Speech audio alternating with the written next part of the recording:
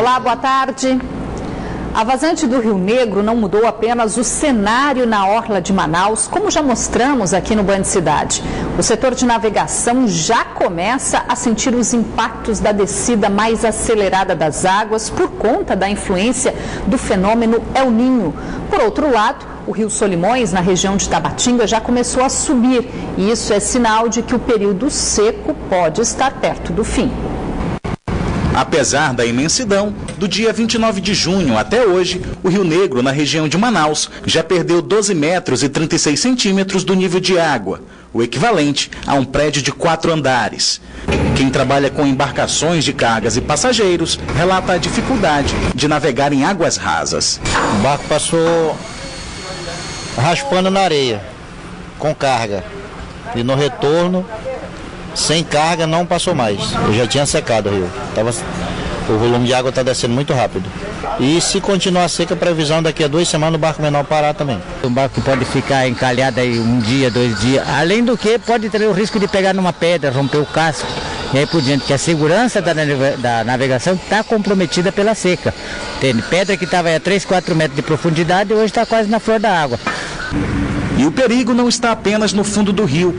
Além das pedras e bancos de areia, tem a fumaça das queimadas em vegetação, que dificulta ainda mais a visibilidade. O período significa prejuízos para o setor de navegação. As embarcações estão levando metade da carga disponível, priorizando passageiros e gêneros alimentícios, deixando assim outro tipo de embarque, mas postergando para outro momento, né?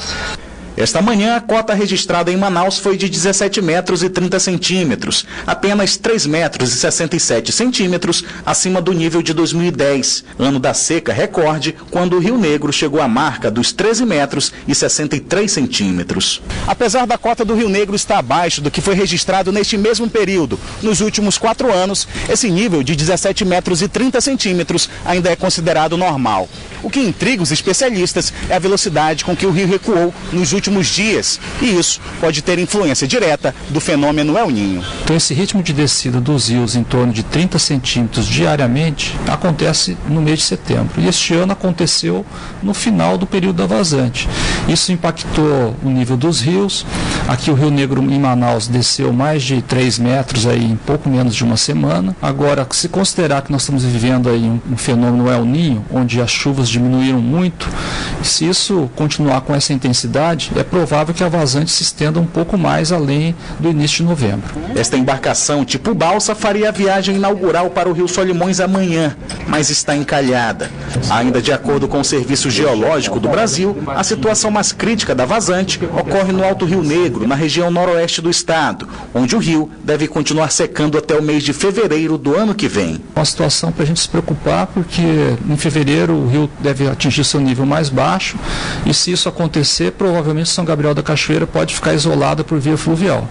A boa notícia para quem mora em Manaus é que o Rio Solimões, na região de Tabatinga, já está subindo, e logo logo essa água deve chegar por aqui. Solimões em Tabatinga já subiu mais de 2 metros nos últimos 2 dias. Isso deve se refletir aqui na região de Manaus ainda durante essa semana. E além da vazante, outro problema que afeta principalmente a visibilidade na navegação é essa incidência de fumaça. Nesta segunda-feira, Manaus voltou a amanhecer coberta pelo poluente, que vem trazendo transtornos também para a saúde desde o primeiro dia do mês de outubro. Hoje ela se mostrou ainda mais densa e não se dissipou no fim da manhã, como de costume. Parece até que a gente já está acostumado, já são quase 20 dias respirando um ar poluído, causado principalmente pela ação do homem. Seja na Zona Norte, na Zona Leste ou em qualquer ponto da cidade, o mais difícil esta manhã foi enxergar o que estava por trás da fumaça. Ruim para o motorista, pior para os pilotos de avião.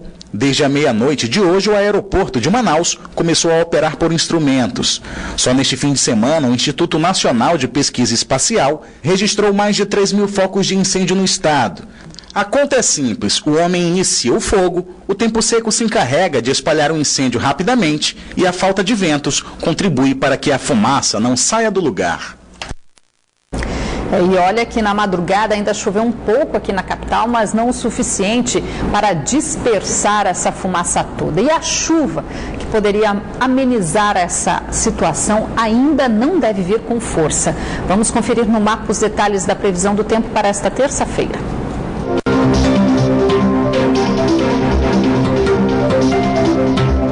Em Anamã, a previsão é de tempo nublado com possibilidade de chuva fraca. As temperaturas variam entre 26 e 35 graus.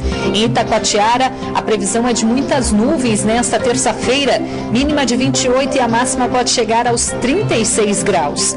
Em Manaus, o tempo fica encoberto e as temperaturas podem variar entre 28 e 35 graus. A proximidade do fim do ano sempre aumenta a movimentação nas agências bancárias. E para evitar os assaltos na famosa saidinha de banco, até o fim do ano a operação Saque Seguro vai reforçar a segurança nos principais centros comerciais da capital. Muitos clientes de bancos até tentam tomar cuidado na hora de fazer saques. Sempre acompanhada, com meu esposo ou com um dos meus filhos. Nunca venho só. Perigoso. Principalmente para a mulher, né? Mulher é um pouco mais volúvel esse tipo de ação dos criminosos. Mas nem sempre é possível estar totalmente seguro. Normalmente quando eu venho fazer saque, eu trago sempre um amigo, eu deixo alguém dentro do carro já com o carro já ligado. Por aqui é um pouquinho perigoso. Por conta da greve dos bancários, o movimento nos caixas eletrônicos aumentou nos últimos dias. E foi na zona norte da capital que a operação Saque Seguro da Secretaria de Segurança Pública começou a ser intensificada esta manhã. A ação visa coibir a prática de assaltos conhecida como saidinha de banco. A operação, que foi iniciada na última quinta-feira, será realizada até o fim do mês de dezembro por conta das festas de fim de ano. Nós sabemos que a maior parte desses crimes são praticados por uma dupla de motoqueiro, que tem o apoio dentro do banco, que tem o apoio de um veículo também. Então nós vamos abordar veículos e pessoas, né, e motos em situações suspeitas nas proximidades de bancos, como também nas proximidades de loterias, já que os prêmios estão aí acumulados. As ações também devem ser realizadas em parceria com os estabelecimentos bancários. Nós estamos entrando nas agências, nós estamos conversando com gerentes, com funcionários, estamos conversando até com clientes, né? Solicitando o apoio deles e estamos providenciando também uma chamada oficial do gerente de banco para que a gente tenha uma conversa lá na secretaria e a gente possa afinar, agilizar esse nosso trabalho em parceria com eles.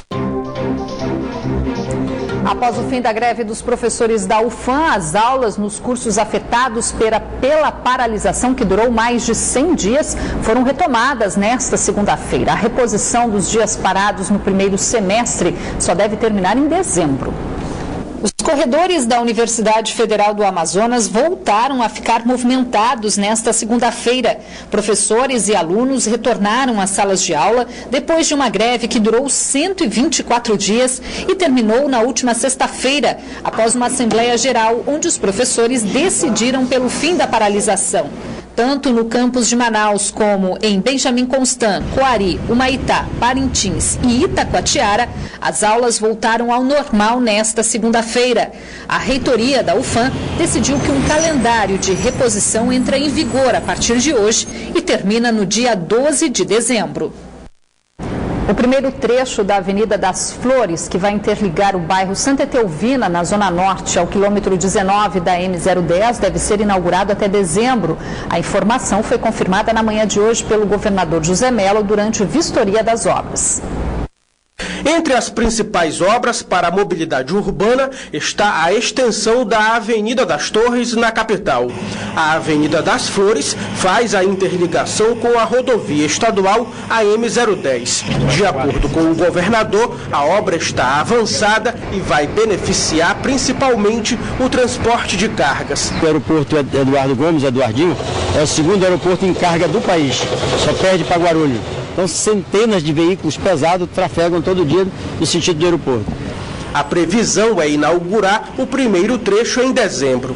No mês passado, o Tribunal de Contas do Estado suspendeu a licença ambiental do trecho 2 da obra de construção da Avenida das Flores, na Zona Norte, após irregularidades serem constatadas no entorno do Parque Sumaúma, unidade de conservação estadual localizada na zona urbana com mais de 50 hectares de floresta amazônica e que estaria ameaçada pela obra. Mas, segundo o governador, o Estado assinou um termo de ajustamento de conduta para retomar a obra do trecho. E nós deslocamos o eixo da estrada para fora do Parque Samaúma. E agora tivemos que fazer obras complementares. Nós fizemos o estaqueamento de profundidade de 20 metros e como todos os taludes serão colocados grama, evidentemente que a erosão da chuva não vai permitir que aquilo caia. Na capital também estão em andamento as obras do Anel Viário Sul, que contempla mais de 8 quilômetros de vias que interligarão a Zona Oeste à Zona Norte da cidade. E o Anel Viário Leste terá aproximadamente 18 quilômetros até a Zona Norte. Um encontro inédito dos Bumbás Garantido e Caprichoso foi a grande atração da última noite do Esquenta do Boi Manaus, que atraiu milhares de pessoas no anfiteatro da Ponta Negra.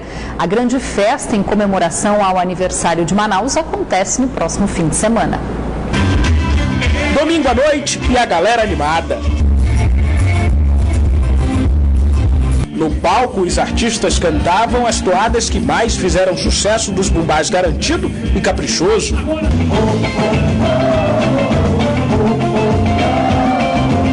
Este foi o segundo e último Esquenta do Boi Manaus. Dá só uma olhada no público que lotou as arquibancadas do anfiteatro da Ponta Negra. Segundo a PM, 10 mil pessoas passaram por aqui. Pela primeira vez, os esquentas do Boi Manaus foram realizados na Ponta Negra. Então acho que foi um acerto dos artistas de Boi de Manaus e da Manaus Cult trazer para cá. Durante este domingo, a festa começou cedo, às 4 da tarde. 7 artistas passaram pelo palco.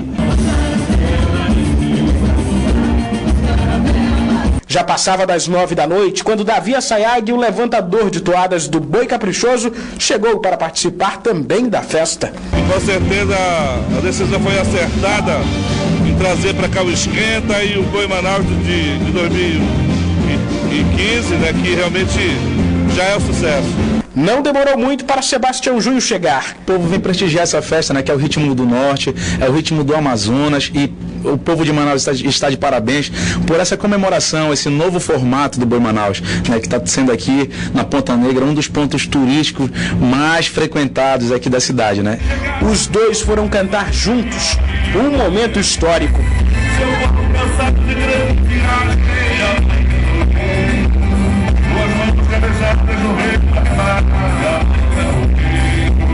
Aqui em cima, Garantido e Caprichoso, lado a lado.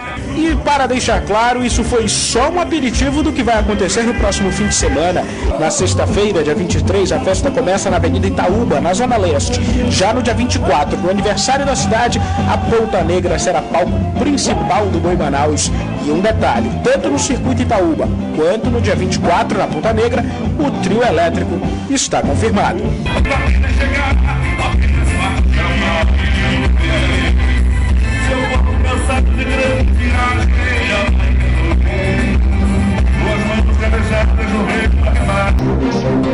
Já está em funcionamento a nova central do programa Leite do Meu Filho. Com o investimento, a Prefeitura de Manaus espera economizar mais de R$150 mil. A nova central de atendimento do programa Leite do Meu Filho funciona neste prédio, na Avenida Pedro Teixeira, no bairro Dom Pedro, bem próximo ao Sambódromo.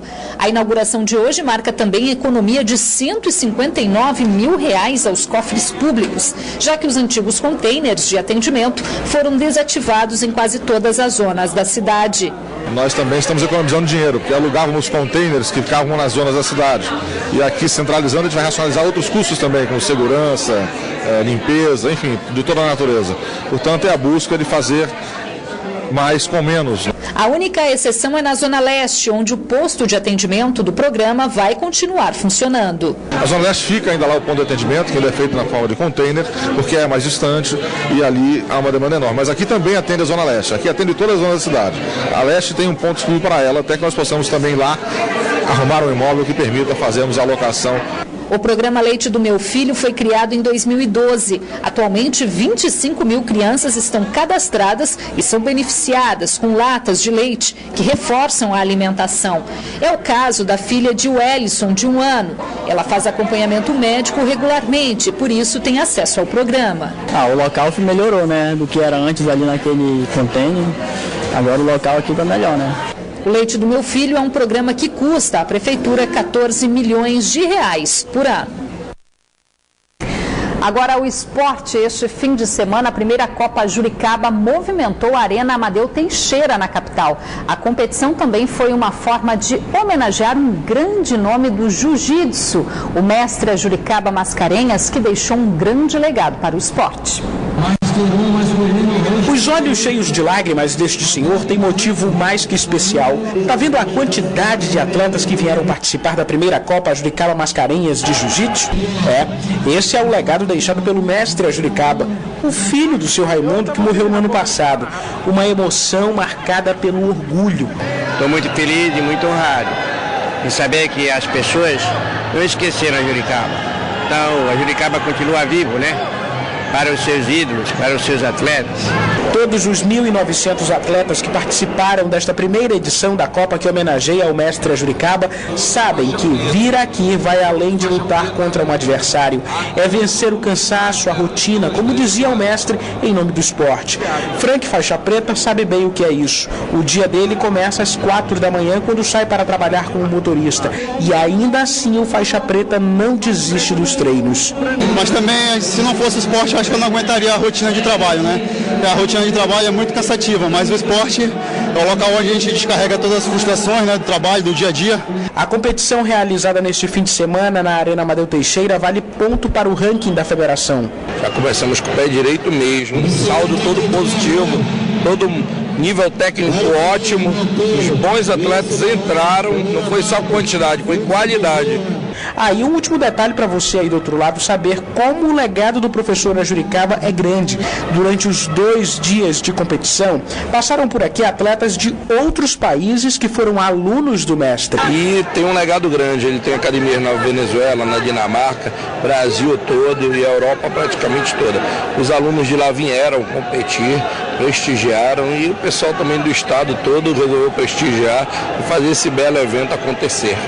Os atletas vencedores saíram daqui com troféus, medalhas e brindes. E claro, a organização diz que ano que vem tem mais. E nesse fim de semana, as quadras de areia da Ponta Negra receberam a 5ª etapa do circuito Band Salvari de vôlei de praia.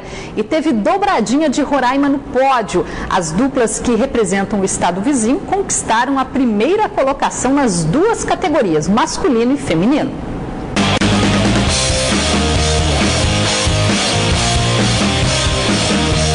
As disputas da categoria adulto começaram no último sábado.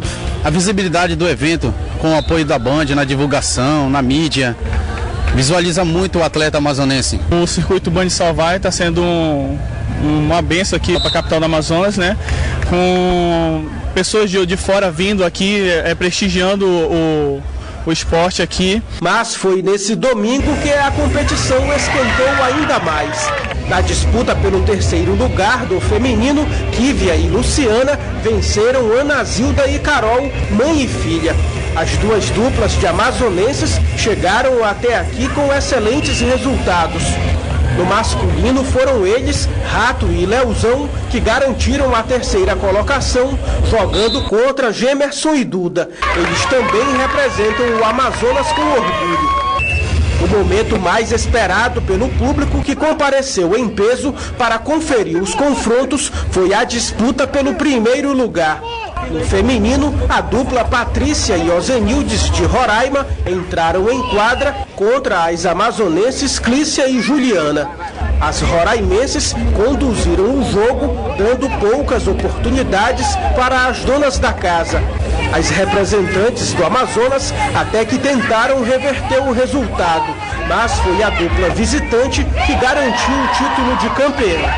E é saudável, o voleibol que ganha, o esporte que ganha, e a gente está muito feliz com o nosso resultado. A gente começou com a tática errada, eu acho que tinha que ter forçado um pouquinho mais o saque, o jogo não fluiu, mas acontece, né? Vamos permanecer primeiras do ranking. Essa fase é a que vai definir as 8 duplas, tanto do masculino quanto do feminino, que disputarão o Grande Slam do circuito no mês que vem.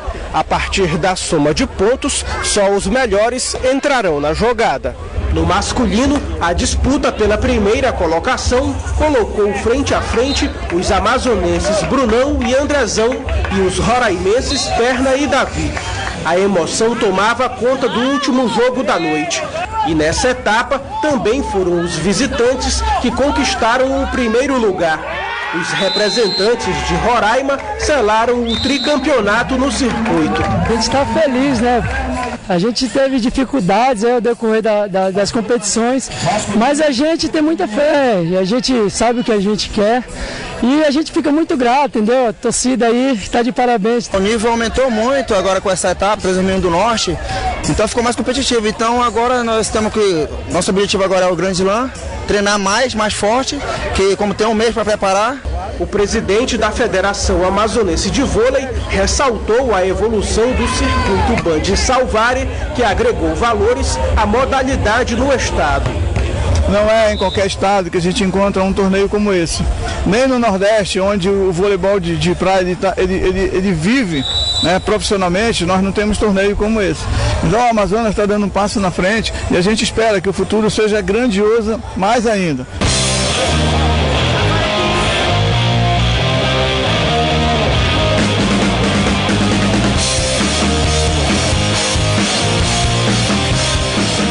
Mês que vem tem mais. E muita gente foi conferir a segunda edição do Passo a Passo, a feira gastronômica que movimentou o Centro Histórico de Manaus também nesse fim de semana. Receitas variadas foram elaboradas por 39 chefes de cozinha. O vendedor faz a sua parte. E o cliente não resiste. As opções são várias, né? E aí, dentre elas, escolher uma. Tá? Deve estar todos deliciosos. Qual foi que escolheu? Creme de camarão. Será que a propaganda é tudo isso mesmo?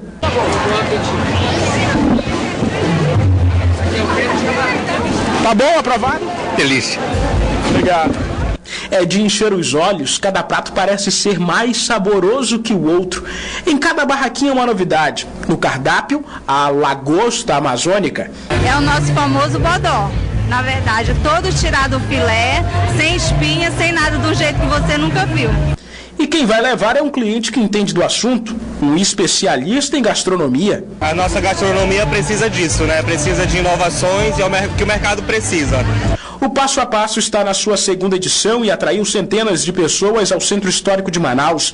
39 chefes trouxeram para cá o que sabem fazer de melhor. Do ponto de vista de vendas, os restaurantes e os comerciantes de comida e de gêneros alimentícios que estão aqui expondo, eles vendem mais em 2 dias do que no mês, com essa crise, no mês, lá nas suas lojas.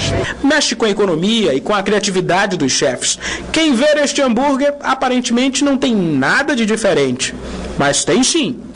É como se fosse um pão de batata, mas que no lugar da batata a gente coloca o cara roxo.